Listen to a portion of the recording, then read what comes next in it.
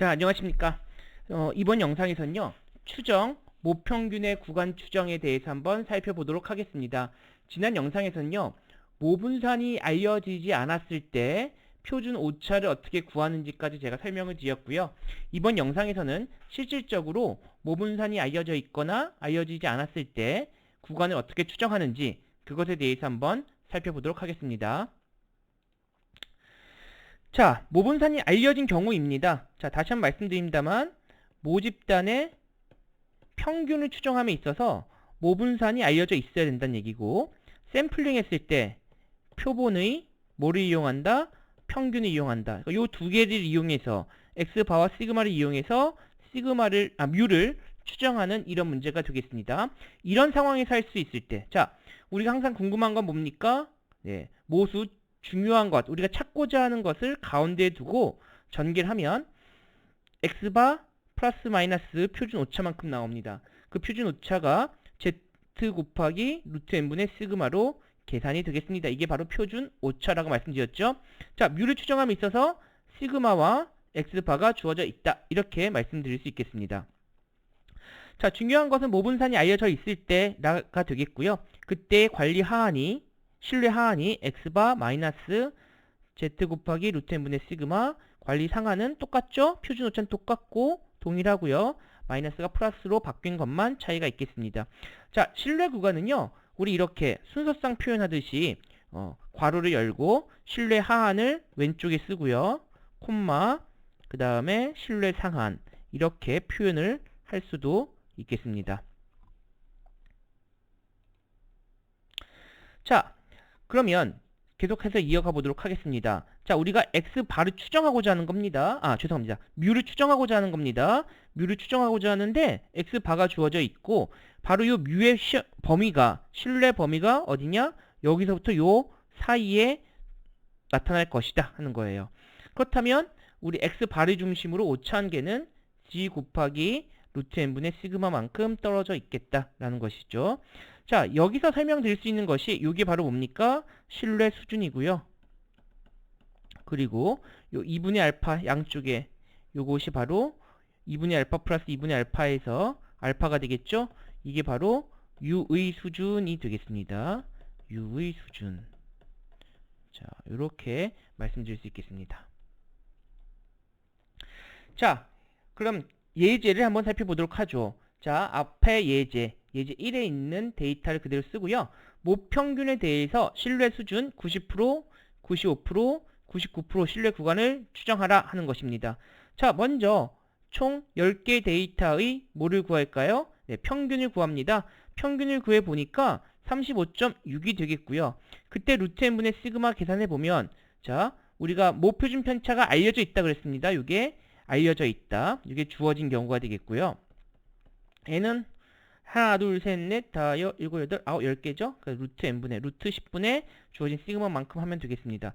자, 그렇다면 여기서 볼 것은 뭡니까? 네, 오차한계 앞에 z 곱하는 거죠. z 곱하기 루트 n분의 시그마인데 요건 주어져 있고 직값만 달라집니다. 자, 이게 90%일 때, 자, 어떻게 볼까요? 자, 90%일 때, 자, 이렇게 되어 있고요. 자, 요 면적이 0.9예요. 0.9. 그렇다면 우리 분포표에는 요만큼이 면적이 얼마야 될까요? 0.05가 되어야 되겠죠? 자, 그러면 그 분포표 보는 것은 우리 앞에서 배웠습니다만 다시 우리 교재, 자, 이 교재죠? 교재 부록 한번 실제로 보겠습니다. 자, 표준 정규 분포표 499쪽에 있네요. 자, 우린 누적 분포표로 되어 있네요. 자, 우리 분포표에서는 요만큼이 5%니까요. 이만큼이 얼마입니까? 0.95가 되겠죠? 0.95. 자, 면적이 0.95가 되는 것을 찾아보는 거예요. 0.95가 되는 걸 찾아보면, 자, 이게 잘 보이시나요? 네. 자, 우리 교과서 교재 요 분포표입니다. 499쪽 가서 보시면 되겠고요. 자, 여기 왼쪽에 1.6과 1.4 가서 읽으면 그게 약 0.9495 이렇게 돼요.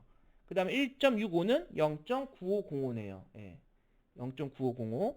그러니까 1.64와 1.65 사이에 있다. 자, 보이시나요? 자, 1.64와 1.65 사이에 있다 하는 것을 확인해 볼 수 있겠습니다. 자, 왼쪽에 1.6 가서 쫙 가서 보시면 네, 알 수 있겠죠? 그렇다면 1.645가 된다. 이렇게 볼 수 있겠습니다. 자, 95%예요. 자, 요게 자, 여기 다시 지워보고 이번에 요 가운데 확률이 0.95입니다. 요 끝에 확률이 0.025씩 돼야 되겠죠? 예. 여기도 0.025가 돼야 되겠죠? 예. 그래야지 이 맞을 확률이 95% 아니겠습니까? 그런데 우리 교재는 누적분포표로 표현을 하고 있어요. 누적분포표로. 그러니까 어디만큼이에요? 이만큼 표현하고 있습니다. 예. 이만큼의 확률이 뭐가 돼야 되겠습니까? 얼마가 돼야 될까요? 이만큼은 당연히 0.975가 돼야 되겠죠? 그러니까 97.5%가 되는 값을 찾아보는 겁니다. 또 분포표에서 찾아보면 자, 제가 이미 이건 좀 형광펜 해놨는데 형광펜 가서 쭉 보시면 말이죠. 형광펜 가서 쭉 보시면 1.96에 해당되는 것을 알 수 있습니다. 1.96.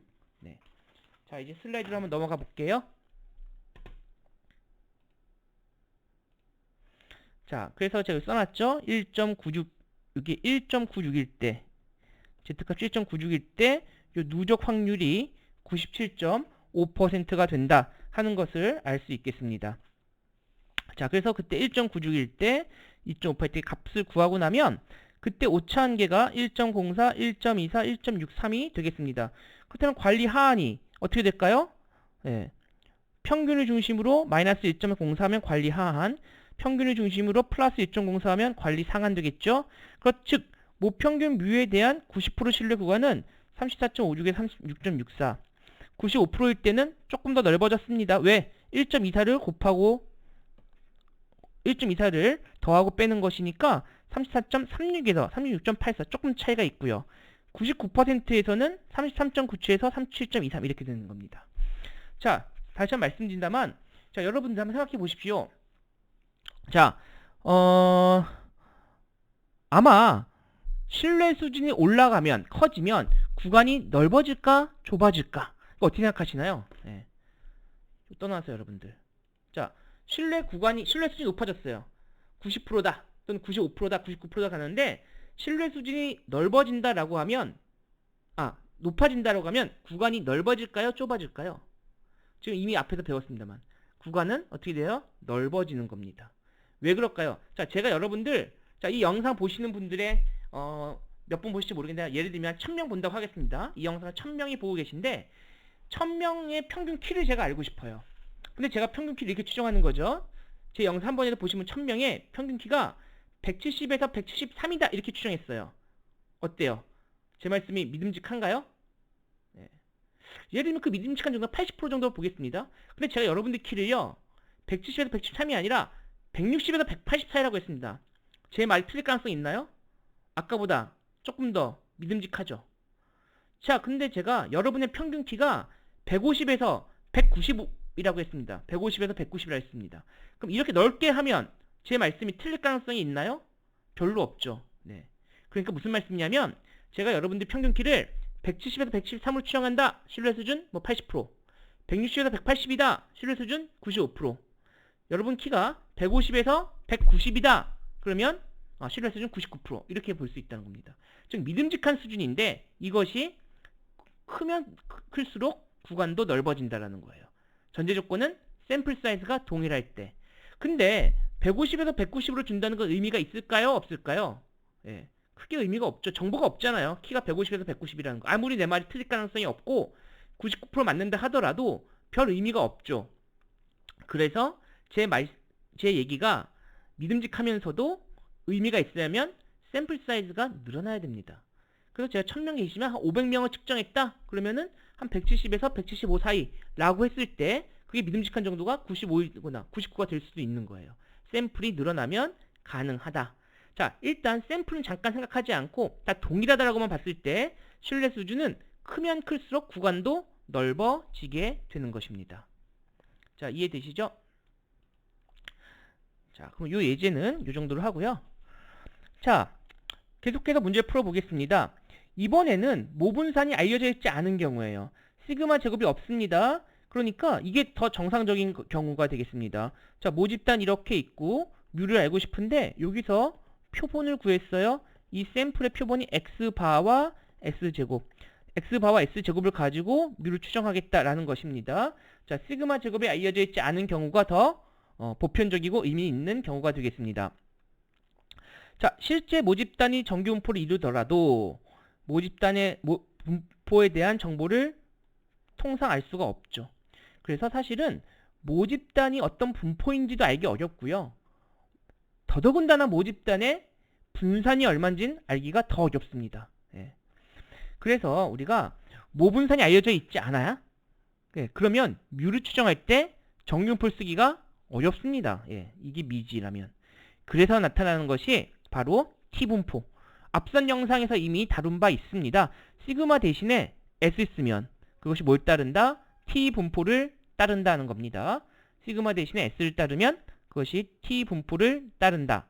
자, T분포는 무엇이 있나요? 자유도라는 게 있는데 자유도는 샘플수 마이너스 1이 되겠습니다. 자, 자유도와 관련된 것은 제 대세TV 영상 짤막 통계 보시면 자유도를 알려주마라는 영상이 있어요. 그 영상 보시면 자유도에 대한 기본 개념을 이해하실 수 있으리라 생각합니다. 어쨌든 시그마 대신에 S로 대체하는데 이 또한 전제 조건이 있어요. 무엇이냐? 모집단이 정규 모집단이라는 가정입니다. 모집단이 정규 모집단. 이게 꼭 정규분포를 딱 따르지 않다 하더라도 가운데가 볼록 튀어나오고 양옆이 대칭인 대략적인 정규성을 지니는 그런 모집단의 분포에서 시그마를 모르더라도 T분포를 쓸 수 있다. 즉 대략적인 그래프는 이런 식으로 그려져야 되겠죠. 대략적으로는. 그렇지만 시그마가 없더라도 이게 없더라도 우리는 T분포를 써서 구하겠다는 겁니다. 자, 근데 말이죠. n이 충분히 크면 분산은 표본 분산은 시그마 제곱에 가까워진다는 것이 수학적으로 알려져 있습니다. 그래서 그걸 쓸 수도 있겠다는 것이고요. 자, 우리 여기에 확률 변수 t가 되겠죠. 네. 루트 n분의 s가 x바 마이너스 뮤고, 자, 양옆의 확률이니까 t 2분의 알파에 자유도 n-1 이렇게 집어넣을 수 있겠죠. 그래서 정리한 것이 요 식을 정리할 수 있겠고, 그때 오차는 바로 표준 오차 루트 n분의 s, 여기에 오차 한 개를 구하려면 t 값을 곱해 주기만 하면 되는 것입니다. 자, 이게 좀 표기가 이상한데 여기 하나의 값이에요. 여기 하나의 값이 되겠습니다. 자, t분포 보는 것은 앞선 영상, t분포 영상에 이미 다루고 있기 때문에 분포표 보는 것을 이 시간에 다루지는 않겠습니다. 자, 그럼 동일한 문제를 한번 살펴보도록 하죠. 자, 정규 모집단, 자, 뮤와 시그마 제곱을 이렇게 따르고 있고요. 샘플 사이즈가 5인 표본을 추출했다고 하겠습니다. 자, 이렇게 했을 때 샘플 5개죠. 샘플이 크지 않습니다. 자, 이럴 때 모평균에 대한 점추정 구하라. 점추정 간단하죠. 5분의 서메이션 xi를 하면 되겠습니다. 자, 그랬을 때 29.8 이렇게 표본 평균이 나왔고요. 자, 중요한 건 뭘까요? 중요한 건, 자, 이제 표준 편차를 구해보는 것이죠. 자, 한번 보겠습니다. 표준 편차, 자, 표본 분산을 구하니까 이게 5가 아니라 n-1, 4로 나누게 되겠습니다. 자, 그럼 나머지 각각 관찰값에서 평균을 빼서 편차 제곱을 하면 그때 표준 편차가 나타났습니다. 자, 이런 건 이제 굳이 얘기 안 해도 되겠죠? 자, 그러면 표준 편차, 표준 오차를 구하는데, 자, 여러분, 요 S를 구할 땐 말이죠? 요건 n-1 이렇게 구하는 게 맞아요. 예, 그죠? 근데, 여기는 루트 5가 되는 겁니다. 제가 학생들 이렇게 시험 보면 이것 또한 4로 나누는 학생들이 있는데, 그렇지 않아요. 샘플 사이즈로 합니다. 요 값이 1.985고요. 자, 자유도가 4인 t분포로부터 구합니다. 자, 우리 먼저 95%의 오차한계예요. 자, 여기 보시면 이렇게 95%니까 요쪽이 0.025, 요쪽이 0.025 이렇게 돼야 되겠죠? 자, 여기에 해당되는 값을 구해보면 그 분포표가 바로 자유도가 있습니다. 자유도가 4일 때 2.776이 되어 있어요. 그래서 그때 오차한계는 5.52이 된다. 그럼 끝이에요. 동일합니다. 자, 그 다음에 어떻게 해요? 그 다음에는 오차한계 구했으면 바로 이 문제는 거기까지 구하지 않았습니다만 오차한계 29.8 마이너스 5.51이 관리 하한이고요. 29.8 플러스 5.51이 신뢰 상한이 되는 겁니다. 이게 신뢰 하한, 자, 이 부분이 신뢰 상한, 이렇게 말씀드릴 수 있겠어요. 네. 그럼 우리 95% 신뢰 구간에서의 구간을 추정한 것이 되겠습니다. 샘플이 5개밖에 없지만 이렇게 T분포에 근거해서 구간을 추정해 보았습니다. 자, 다음 한번 넘어가 보도록 하죠.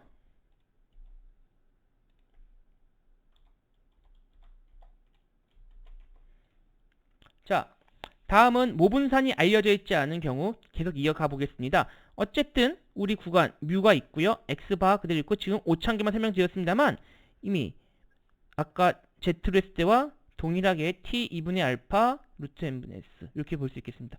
죄송합니다. 여기 사실 자유도 n-1이 생략이 되어 있는 것이고 요게 바로 1-알파가 다시 한번 강조합니다만 신뢰 수준이 되겠습니다. 자, 어쨌든 우리가 동일하게 구간을 구해볼 수가 있겠고요. 자, 역시 마찬가지죠. 예, X바를 중심으로 아까 동일하게 Z분포일 때 여기 값이 표준 정규값 Z가 왔다 뿐이고 샘플 사이즈가 작은 경우 그리고 모분산이 알려져 있지 않은 경우는 바로 T값을 이렇게 쓸 수 있겠습니다. 자, 그럼 예제를 한번 살펴보도록 하죠. 예제 한번 보겠습니다. 자, 모평균에 대해서 90, 95, 99 신뢰 구간을 구하라. 자, 그럼 다시 한번 여쭤볼게요. 여러분, 신뢰 수준이 90%에 비해 99%일 때 구간이 넓을까요? 작을까요? 믿음직한 정도잖아요. 구간은 신뢰 수준이 높을수록 구간도 넓어집니다. 그거 생각하세요. 키를 170에서 173으로 추정하는 것보다 150에서 190 추정하는 것이 훨씬 더 믿음직하죠. 틀릴 가능성이 없잖아요. 그죠? 항상 구간이 넓으면 신뢰 수준이 올라간다. 신뢰 수준이 구간이 좁아지면 신뢰 수준도 낮아진다. 그 개념을 머리에 잘 염두에 두시기 바랍니다. 자, 여기 다 똑같아요. 앞에 이제 29.8 SE 표준오차까지 구했고요. T값만 구하는데 자, 0.05일 땐 즉 10%일 때 구해야겠죠. 2.132 5%일 때 2.776 0.05일 때 0.005일 때 우리 99%일 때 구하려고 그러죠. 4.603입니다.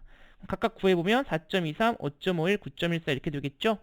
그래서 동일하게 평균을 중심으로 5,000개를 더하고 빼봤더니 각 모평균에 대한 신뢰 수준의 구간이 나오는데 90%일 때는 25.57에서 34.03 95%일 때는 24.29에서 35.31 99%일 때는 20.66에서 38.94 이렇게 되는 것을 확인해 볼 수 있겠습니다. 그러니까 샘플 크기가 동일한 경우 신뢰 수준이 커지면 커질수록 구간의 면적도 넓어진다. 아까 표준 정규 분포를 따를 때보다 T분포일 땐 그 격차가 조금 더 크게 나타난 걸 볼 수 있겠네요.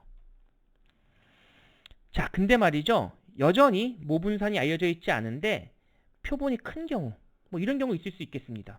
대표부분인 경우 어떻게 하겠느냐 하는 것이죠. 자, 모분산을 모르는 모집단에서 샘플 사이즈가 충분히 크면 우리 앞에 영상에서 이미 배운 바 있죠? 중심극한 정리 배웠습니다. 바로 표본 평균의 분포가 중심극한 정리에 따르면 샘플 사이즈가 충분히 크면 모분산을 모르더라도 모집단의 분포를 모르더라도 샘플한 분포는 표본 평균은 무슨 분포에 따른다? 정규 분포에 따른다. 그것이 알려져 있는 거예요. 다시 한번 중심극한 정리는 표본 크기가 크면 모집단이 내 분포를 모르더라도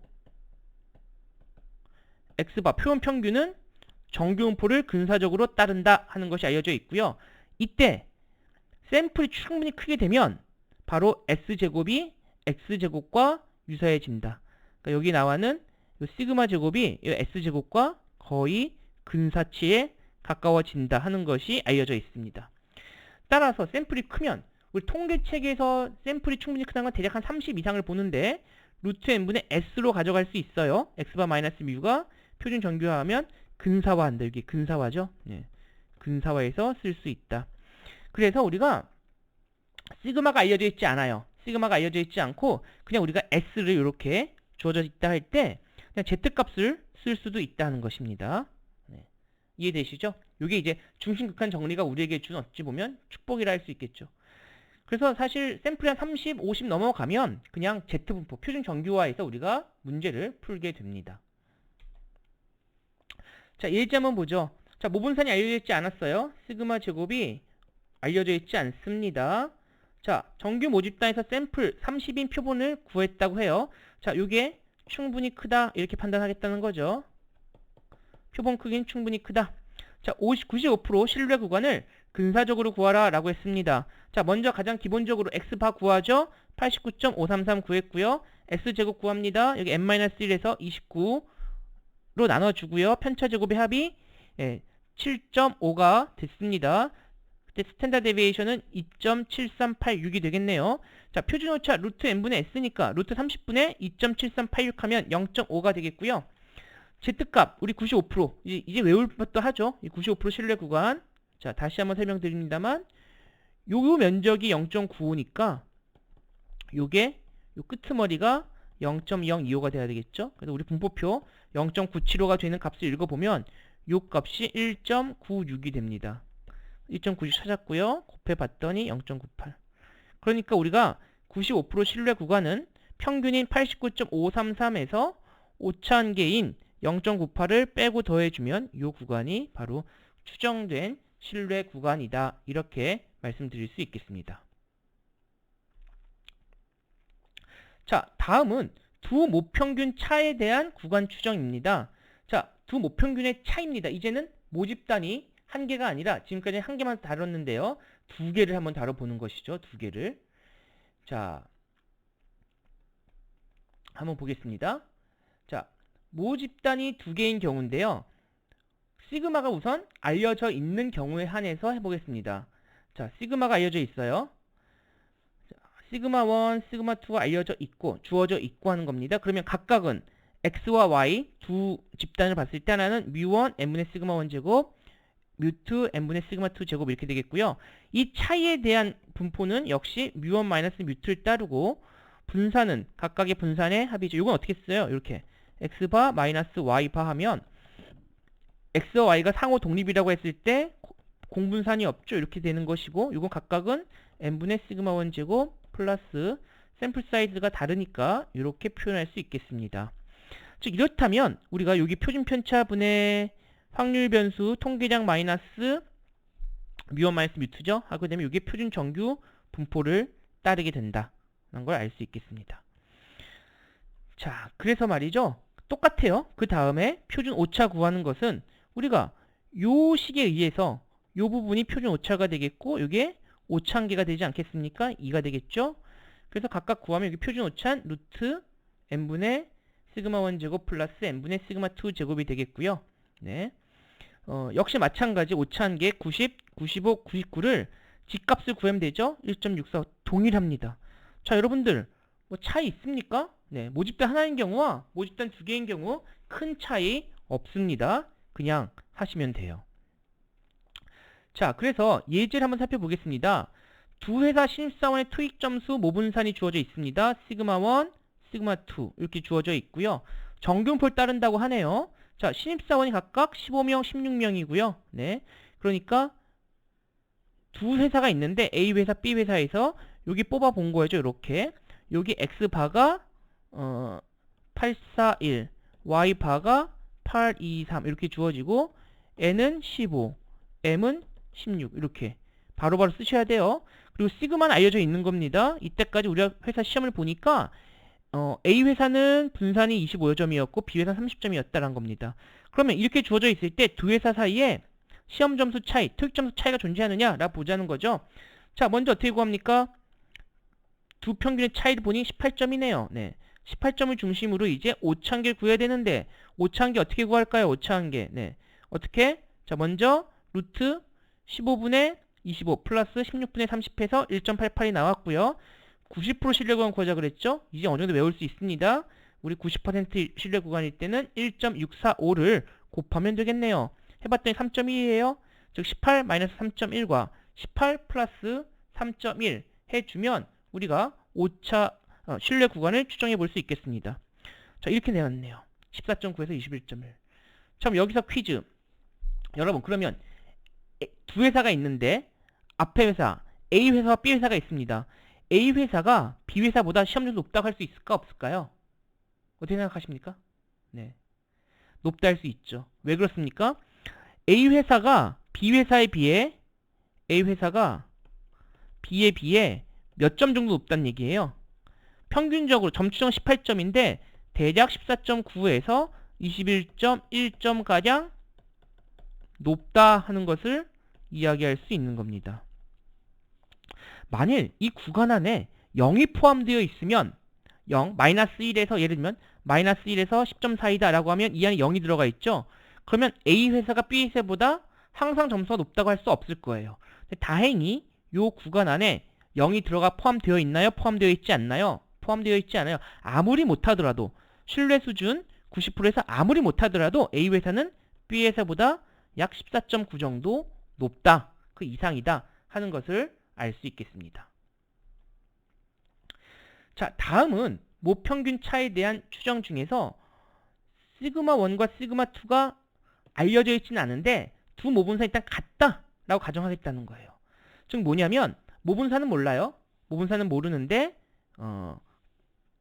두 모분선의 경험에 따르면 두 모분선이 같다라는 가정을 할 때입니다.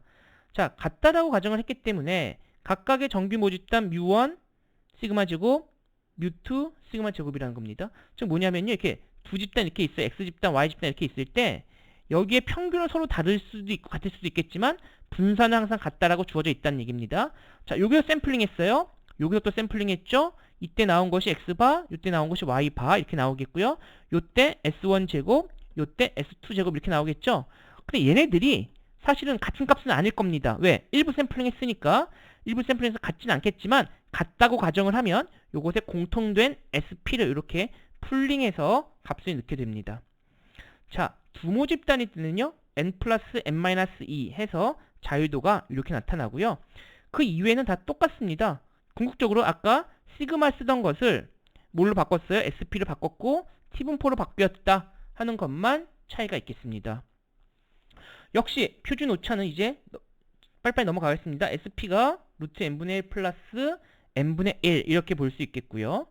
자, 그럼 오차함기 또한 마찬가지입니다. 이때 이제 자유도를 n 플러스 n 마이너스 2, 이게 원래는요 n 마이너스 1 플러스 n 마이너스 1 각각의 샘플수 마이너스 1만큼인데 두 집단이기 때문에 그 자유도를 더해서 계산해보면 n 플러스 n 마이너스 2 이렇게 자유도가 나타나는 거거든요.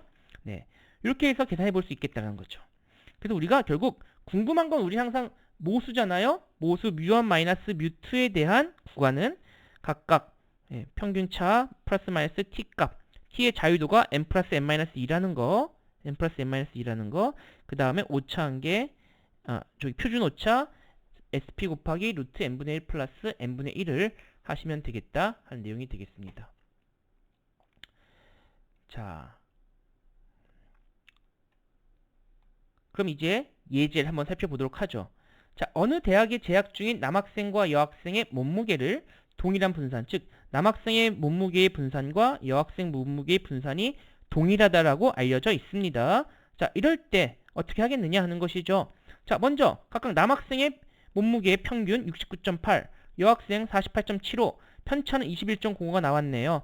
자, 각각의 분산을 구할 수 있겠죠? 5-1에서 13.7, 여학생은 9.58 이렇게 나왔네요. 사실 여기에 분산은 서로 다르게 나왔습니다만 이거는 샘플링에서 오차가 발생한 거지 원래 남학생과 여학생은 분산이 같다 이렇게 볼 수도 그렇게 가정을 하겠다라는 겁니다. 자, S1 제곱이 이게 아니네요.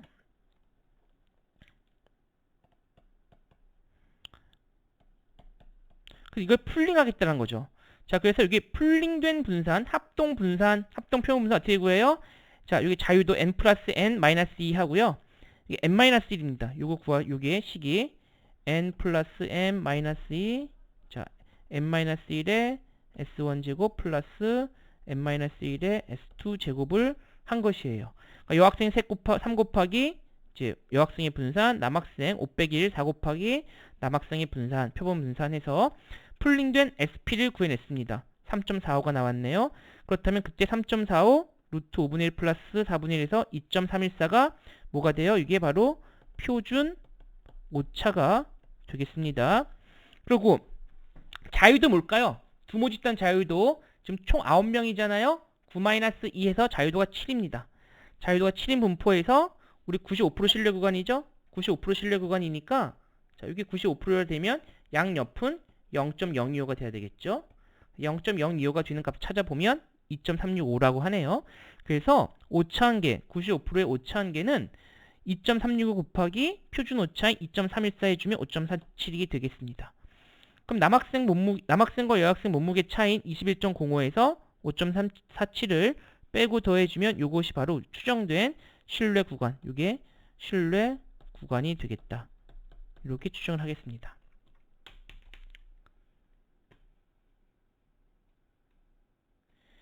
자, 이번 영상 좀 길었는데요. 자, 이번 영상에서는 주로 모평균에 대해서 살펴봤습니다. 모평균이 모집단이 하나인 경우와 두 개인 경우 봤고요. 먼저 하나인 경우에서는 모분산이 알려져 있는 경우 뭘 따라요? Z분포.